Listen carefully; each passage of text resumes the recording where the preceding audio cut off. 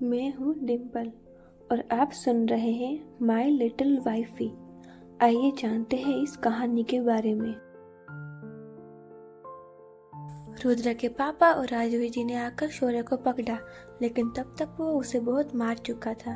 अब भी वह उसे गुस्से से घूर रहा था। शौर्य, एक तेज आवाज आई। सबने उस ओर देखा तो भानु प्रताप जी अब आगे आए। ये क्या हरकत है? एक लड़की के लिए तुमने अपने भाई पर हाथ उठाया? वो आरही को एक नजर देखकर शौर्य से बोले, कोई भी लड़की नहीं है वो, होने वाले मिसेस शौर्य शंघानी है ये। और कोई भी लड़की हो, उसकी इज्जत की हिफाजत करना हम सबकी जिम्मेदारी होती है। वो उनकी आंखों में देखता हुआ बोला।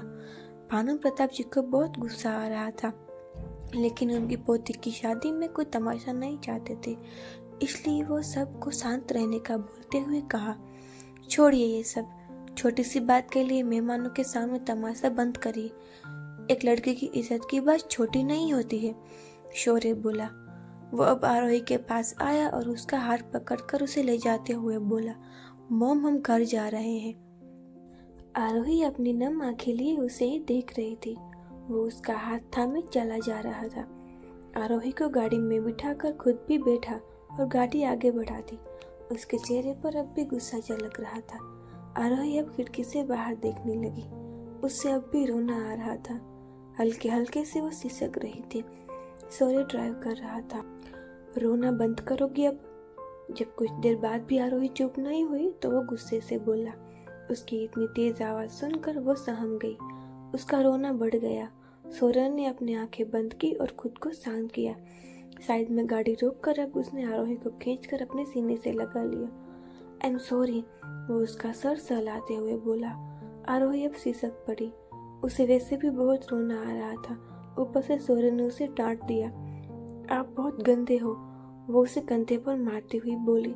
शौर्य को उसका रोना बिल्कुल पसंद नहीं आ रहा था। उसने अपनी सीट पीछे की और उसे हल्के से उठाकर अपनी गोद में बिठा लिया। रिलैक्स बच्चा, वो उसका सर सहलाता हुआ बोला। आरोही ने अब उसे कसकर पकड़ लिया। उसके गर्दन और पीठ पर आरोही के हाथ कस चुके थे। इट्स ओके, मैं हूँ, वो प्यार से उसका सर सहला रहा था। कुछ देर बाद वो शांत हुई। शौर्य ने उसे खुद से थोड़ा दूर किया और पानी की बोतल लेकर उसे पानी पिलाने लगा। आरोही शौर्य को ही देख रही थी। क्या देख रही हो? वो बोतल बंद करके रखता हुआ बोला। आप बहुत अच्छे हैं, बोलते हुए उसने शौर्य के गाल पर किस कर दिया। उसकी हरकत पर शौर्य जम गया। ये क्या हरकत थी? दोबारा ऐसा कुछ किया ना तो बता रहा हूँ। वो उसे वापस उसकी सीट पर बिठाते हुए बोला। उसकी बात पर आरोही का मुंह बन गया। क्यों, क्या दिक्कत है आपको? वो बोली। है दिक्कत, वो गाड़ी स्टार्ट करता हुआ बोला। क्यों, क्या दिक्कत है? क्या आपको कोई और पसंद है? अगर ऐसा हुआ ना तो मैं छोड़ूंगी नहीं आपको। आरोही उसे घूरते हुए बोली। जस्ट शट अप, सुनो मेरी बात ध्यान से, वो कुछ सख्ती से बोला। तो आरोही अब सीरियस होकर उसकी ओर देखने लगी। देखो आरोही, अभी तुम बस 18 ईयर्स की हो। तुम्हारी पढ़ाई, आगे की लाइफ, बहुत कुछ बाकी है।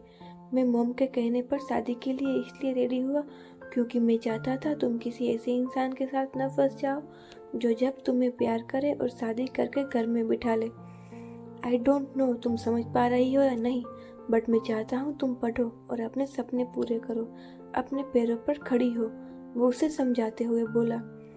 तो क्या आप मुझसे शादी नहीं करना चाहते हैं? वो बोली। आरोही बच्चा, यहाँ बात शादी की नहीं हो रही है, बात तुम्हारे फ्यूचर की है। तुम्हें अपने और अपने पापा के सपने को पूरे करने हैं, फिर हम शादी भी कर लेंगे। वो उसे समझाते हुए बोला। तो क्या आप बूढ़े होकर शादी करेंगे? वो बोली तो शौर्य ने उसे गोरा। Oh God Aarohi, you are just impossible, वो सर सिलाते हुए बोला। वो उसे क्या समझा रहा था और वो कुछ भी बोल रही थी। उसने अब गाड़ी आगे बढ़ा दी। कुछ देर बाद आरोही फिर से बोली। मुझे ये कपड़े चुभ रहे हैं। उसकी बात सुनकर शौर्य ने उसकी ओर देखा। उसका लहंगा काफी भारी था। उसका मुंह बना हुआ था। आगे एक मॉल है, वहाँ चेंज करने ला, शौर्य ने बोला। कुछ देर बाद ही उसने एक मॉल के पास गाड़ी रोकी। दोनों बाहर आए। आरोही ने अंदर जाकर अपने लिए कपड़े सिलेक्ट किए और चेंज करने चली गई। शौर्य वहीं एक सोफे पर बैठा हुआ उसका इंतजार कर रहा था। कुछ देर बाद ही वो चेंज करके आई। उसने एक लूज फिट बैगी जीन्स पहन रखी थी और ऊपर लाइट ग्रीन कलर का क्रॉप टॉप पहना हुआ था। वो बहुत क्यूट लग रही थी। दोनों अब वापस कार में आए और निकल गए। कुछ देर बाद ही वो सो चुकी थी। सौर्य ने एक नज़र उसे देखा और गाड़ी की स्पीड थोड़ी धीमी कर दी। वो आराम से सो रही थी तो सौर्य ने भी अपना ध्यान ड्राइविंग पर लगा। इधर तक घर वाले आना चाहते थे, लेकिन फिर सुलोचना जी के कहने पर सब शादी के बाद ही निकलने वाले थे। मतलब वो सब अब कल ही घर के लिए निकलने वाले थे। शादी की रस्में एक एक करके शुरू हो चुकी थी। दोपहर हो चुकी थी, लेकिन आरोही तब तक उठी नहीं थी, इसलिए सौर्य ने लंच स्किप किया।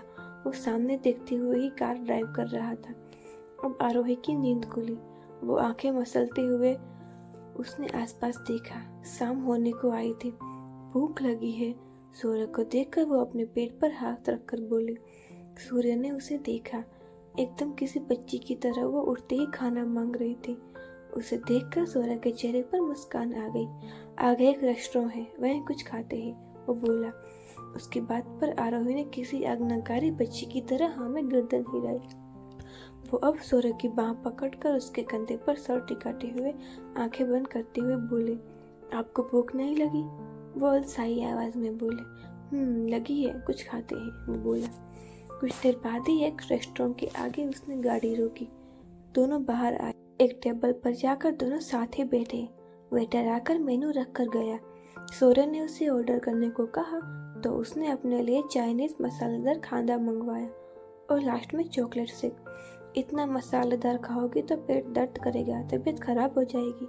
वो उसे देखते हुए बोला, नहीं, मुझे कुछ नहीं होता, सब पच जाता है।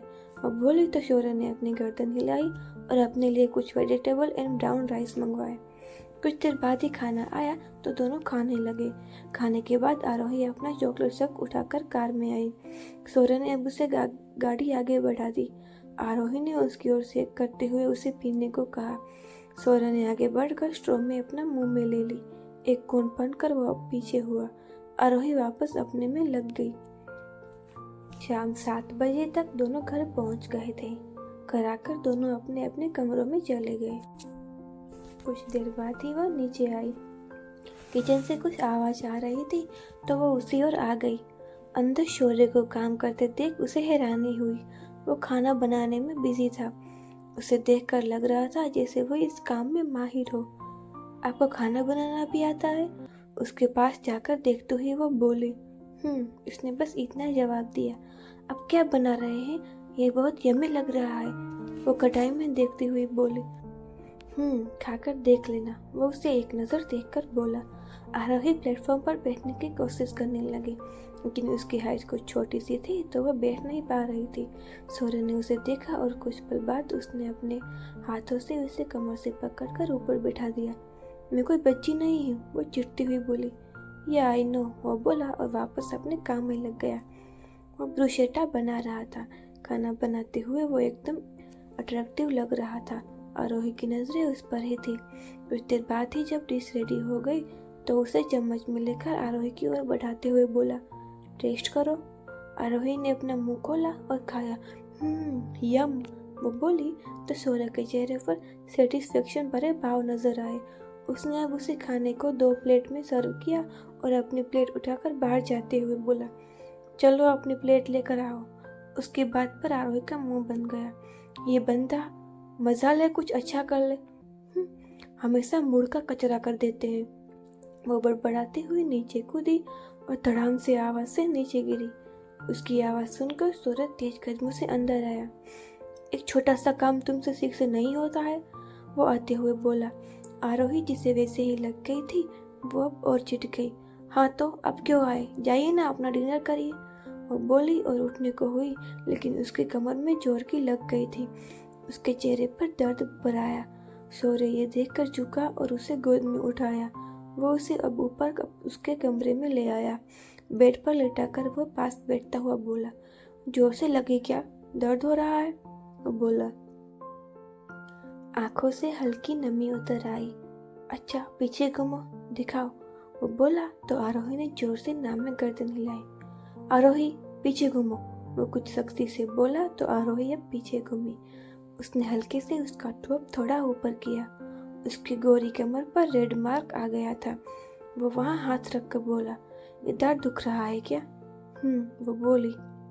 शौर्य ने अब साइड टेबल के ड्रॉअर से ऑइंटमेंट निकाली और उसे उसकी कमर पर हल्के से हाथों से मसाज करने लगा। उसकी छुअन अपनी स्किन पर महसूस होते ही आरोही की धड़कनें कुछ तेज सी हुई। पूरे शरीर में कुछ सिरहंसी महसूस हुई। शौर्य ने यह महसूस किया वो बहुत पतली सी थी। इवन उसका हाथ उसके कमर से थोड़ा ही छोटा लग रहा था।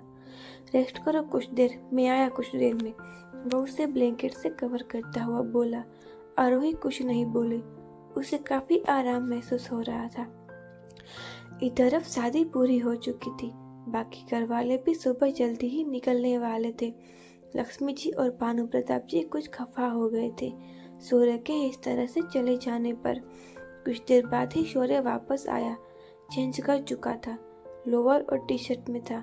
उसके हाथ में ट्रे थी जिसमें खाना था जो वो गर्म करके लाया था। आरोही बच्चा चलो डिनर कर लो, वो उसके पास आता हुआ बोला और ट्रे साइड टेबल पर रखकर उसने उठने में हेल्प करने लगा। पीछे तकिया लगाकर उसे बैठाया। Feeling better? उसने पूछा। आरोही ने हाँ में गर्दन हिलाई।